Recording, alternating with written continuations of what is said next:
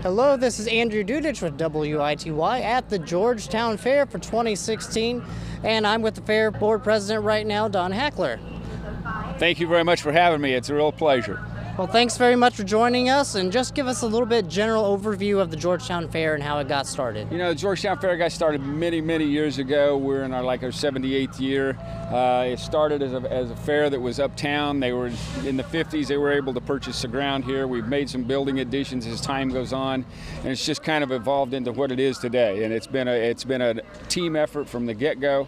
We've had hundreds and hundreds of volunteers that have gotten involved, hundreds and hundreds of patrons that have come through the gates and so on, and we've had many people involved from our board perspective, and we are a 24-member board, and we keep 24 active board members, and we've got some that are past and still come back and give advice, so it's an enjoyable thing. The Georgetown Fair has always been seen as a fair that's in the upper echelon of county fairs, and lots of people from other areas and queen pageants and that sort of thing come here to see how you make the Georgetown Fair great. What are some of the things that you think make the Georgetown Fair really stand out? You know, we try to make everything that we do here, we try to make it family oriented. We try to make it fun for the family to take part in. We try to promote things through our agriculture and our livestock exhibits to make them enjoy it and make them want to bring their whole group of family to come in. It's something, you know, Saturday we had a ham and bean dinner for our exhibitors, and we threw that together. And we had a pork chop dinner on Sunday, and we ended up serving about 600 pork chops on Sunday at that meal. So, you know, it's just kind of one thing after another, and we try to keep everybody involved. We try to have something available that everybody's going to enjoy, and we modify our program as we need to. And every year the Georgetown Fair has something new. It's always something new, interesting, always growing. What are some of the new things for the fair this year? You know, Saturday night we had the overweight horse pull, and there was a good attendance for that. Several years ago, WITY, through their cooperation, we added the barnyard tractor pull, which was on Saturday night, which now will be Thursday night.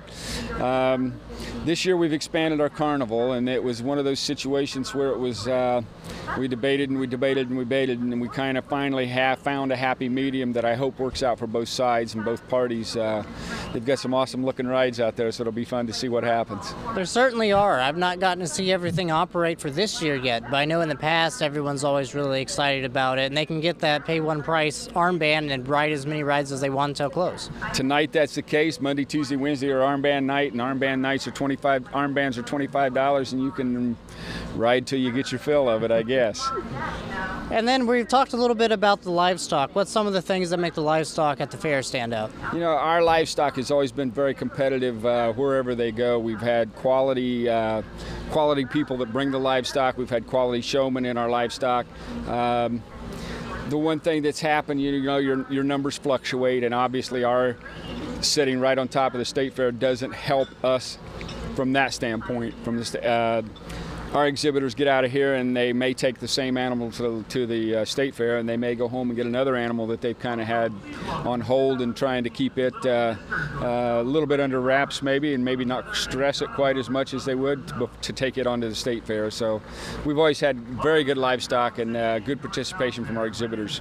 I know there's a lot of exhibitors that come out, and sometimes, especially for the younger ones, that get experience before the state fair. And Georgetown Fair lets them do that early in the week, and if they want to then go on to state, they can. Yeah, that's exactly true, and the state of Illinois has an age requirement that they must fall in, and what we're finding, and I don't know if there's going to be any modification of that rule or not, is some of those younger kids in the 5- and 6-year-old age group, they can't really show in the junior show because they don't fall into that right category, so they've thrown them into the open show here, and the open show a lot of times is the same junior exhibitors. It just gives them another opportunity to show, but somewhere along the line I think the state needs to look at possibly modifying that youth age and making it more compatible with 4-H age and things like that. Well, then again, you know, Georgetown Fair is giving them the opportunity to show and gain experience. So if they do change that rule in the future, it'd be great. If not, Georgetown Fair is still here to give them something to do. You're exactly right, and we want to try to keep as many kids involved as we can, and we see lesser and lesser family farms that are involved in livestock and grain and those types of things, grain production, and it's the livestock that we want to try to keep promoting and doing that through our livestock shows.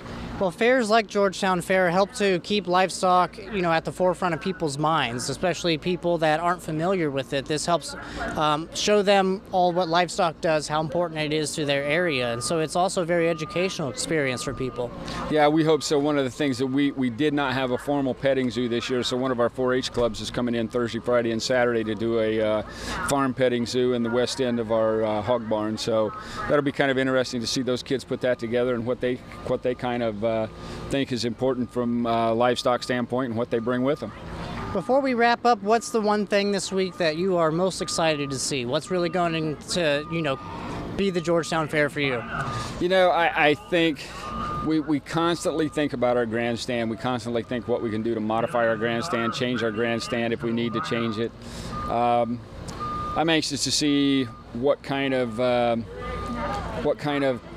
conveniences and inconveniences our expansion of the carnival has. We've really kind of put ourselves, extended ourselves a little bit, possibly making some concessions in some areas that we didn't want to, one of those being parking, and so we're a little bit concerned about our parking on the inside of the fairgrounds itself. So it'll be interesting to see how that thing cooperates and how we play that out as the week goes on. Well, one thing about taking a risk, though, is if you don't take a risk, nothing's going to change. And we want to try to make the fair as best we can. So it's nice that the Georgetown Fair is, taking chances, trying to improve things for its patrons. You're exactly right. And sometimes we don't achieve things because we shoot too low. And I know exactly what you're saying. And those things are important, and we want to keep those at the forefront. Well, either way, we know it takes a lot of work to put a fair on, and we ask everyone out there to come in and support the fair, whether you're here for the rides, grandstand, events, or agriculture. We want you to come out, support your county fair, because this is what it's all about. Exactly. We've got a building full of home economics exhibits that those participants range in age from 4 years old, 3 years old, clear up to probably 78 and 80 and possibly even older. So there's a lot of home ec exhibits in there to look at as well. Well, thanks for joining me for WITY. This is Andrew Dudich at the Georgetown Fair.